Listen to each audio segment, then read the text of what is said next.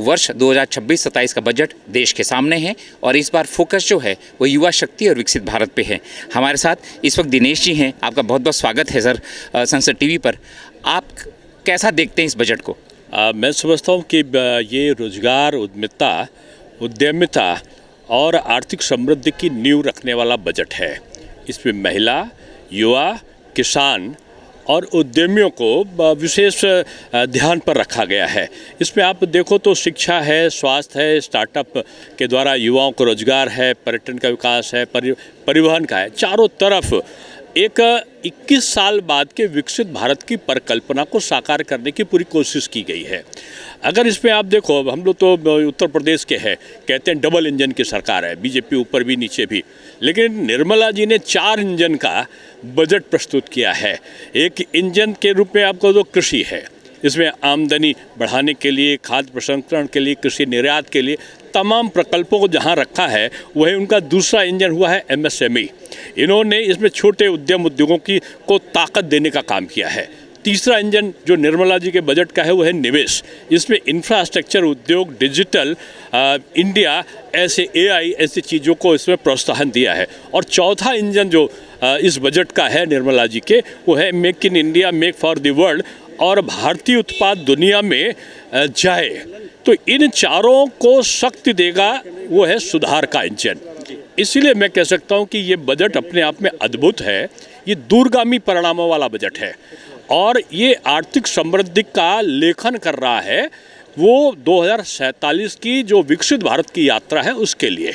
और इस पे मैं समझता हूँ कि उत्तर प्रदेश के लिए तो एक सौभाग्य है कि पटना और वाराणसी में जहाज़ों की मरम्मत का कारखाना होंगे, दिल्ली वाराणसी कॉरिडोर होगा, वाराणसी सिलीगुड़ी कॉरिडोर भी यहाँ पर होगा, और अंतर्देशीय जलमार्गों को भी बढ़ावा जो मिलेगा उसमें हमारे उत्तर प्रदेश का बहुत बड़ा भाग आ रहा है। दिनेश जी, ये जो बजट है इसमें आम आदमी देखता अपनी, हालांकि जो इनकम टैक्स स्लैब्स हैं उसमें कोई परिवर्तन नहीं हुआ है, पर कैंसर की दवाइयाँ सस्ती हुई हैं, टेक्सटाइल पार्क सी बात है। केवल कैंसर नहीं है, 3 नए आयुर्वेद संस्थान खुल रहे हैं, 4 राज्यों में खनिज कॉरिडोर बन रहा है, मेगा टेक्सटाइल पार्क बन रहा है, जामनगर में तो WHO का केंद्र बनेगा, पूरे देश में स्वास्थ्य के लाभ मिलेंगे, हर जिले में एक महिला छात्रावास है। और अगर आप देखो तो 20 प्रसिद्ध पर्यटन स्थलों पर 10,000 गाइडों का प्रशिक्षण उनको नियुक्त करने का वो है। गंभीर बीमारियां थी, कैंसर है, डायबिटीज़ है, इसकी 17 जो दवाइयाँ थी कैंसर की, उनको बहुत कम सस्ता यानी आयात शुल्क को कम कर दिया गया। 4000 बसों को लगाया गया, कृत्रिम अंगों का उत्पादन शुरू करने की बात की गई। अगर आप देखो तो विदेशी यात्रा भी सरल क्यों की गई? विदेश से हमारा निर्यात बढ़ रहा है, हमने यूरोपियन यूनियन के साथ में समझौते किए हैं, मैन्युफैक्चरिंग हब बनने जा रहा है भारत, और भारत अब एक भविष्य का 21 वर्ष की जो आगे की यात्रा है उसको तैयार कर रहा है। इसमें आप देखो माइक्रोवेव है, ओवन है, मोबाइल फ़ोन है, EV बैटरी है, जूते हैं, कैंसर की दवाएँ हैं, ये सारी चीज़ें सस्ती हुई हैं। यानी एक संतुलित, एक दूरगामी और एक परिणामवर्धक 21वीं शताब्दी की एक तरीके से आर्थिक उन्नति का लेखन करने वाला बजट है। आपने कहा कि मैन्युफैक्चरिंग हब वाली बात है, बजट भी बड़ा है, कैपेक्स का 12.2 लाख करोड़ बढ़ा दिया पिछले वर्ष की तुलना। इसकी बाद भी आप देखो कि हमारा जो अगला लक्ष्य है, अभी था 4.5 का हमारा राजकोषीय घाटा तक जाए, हमारा 4.4 का राजकोषीय घाटा आया है, प्रतिशत का आया। अगला लक्ष्य हमने क्या रखा है?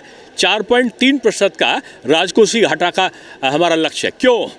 हमने कोरोना को झेला, हमने टैरिफ को झेला, हमने विभिन्न प्रकार के युद्धों के दुष्परिणाम को झेला, उसके बाद हम निकलकर दुनिया की सबसे बड़ी अर्थव्यवस्था की तरफ अग्रसरित हो रहे हैं, 5वीं अर्थव्यवस्था बने, और जो GDP है हमारा सबसे तेज गति से बढ़ रहा है। तो ये एक सबल नेतृत्व का परिणाम है। और मैं समझता हूँ कि जो हमारा अनुमान है कि विदेशी पढ़ाई पर भी जैसे 5% से 2% का टैक्स कर दिया है, 1 करोड़ तक विदेशी आय पर अब 30% टैक्स यानी जुर्माना करके वो होंगे। यानी जो चीज़ आ सके उसके लिए सरकार ने प्रयत्न किए हैं। और युवाओं को, और जैसे हम लोगों ने लखपति दीदी शुरू किया था, नमो दीदी शुरू किया था, उस पैटर्न पर अब ह्यूमन रिसोर्स डेवलपमेंट, जिसको SHE कहेंगे, वो शुरू किया जा रहा है। यानी युवाओं को, ग्रामीण युवाओं को रोजगार, शहरी युवाओं को रोजगार, छोटे उद्योगों के माध्यम से हर हाथ को रोजगार। मैं समझता हूँ कि ये 21वीं सदी का जो बजट है, वैसे विपक्ष तो मैं कहूँगा कि दूसरी नज़र से देखता है, वो 20वीं सदी की सोच को वो 21वीं सदी में लाना चाहता है। वास्तव में देखा जाए तो ये सिर्फ सुधार नहीं है, ये अर्थव्यवस्था का ईमानदार एक्सरे है।